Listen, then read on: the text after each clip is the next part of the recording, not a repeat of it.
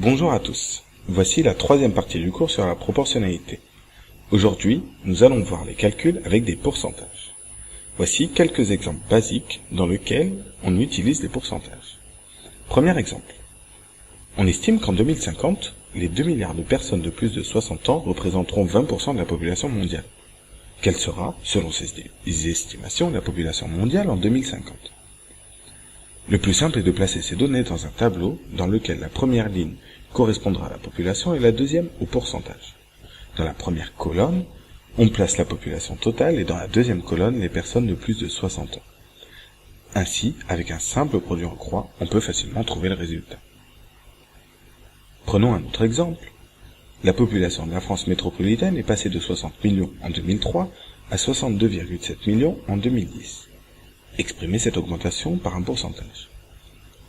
Dans les cas d'augmentation ou de diminution, on utilise un tableau à 3 colonnes. La première colonne représente l'année de départ, celle du milieu l'augmentation ou la diminution, et la dernière l'année finale. De plus, la dernière est la somme ou la différence des deux premières. Alors, on peut remplir facilement le tableau. Ensuite, on calcule la deuxième colonne avec le produit en croix pour déterminer l'augmentation. Encore un autre exemple. La population de la Russie a diminué de 4% entre 1991 et 2010. La Russie comptait 141,9 millions d'habitants en 2010. Quelle était la population de ce pays en 1991 ? Pour un tel problème, on utilise encore le même genre de tableau que pour l'exemple précédent. On place les nombres au bon endroit, attention à bien lire la consigne. Ensuite, encore et toujours avec le produit en croix, on trouve d'abord le nombre d'habitants en moins, puis, en additionnant, oui, bien en additionnant, on détermine le résultat final.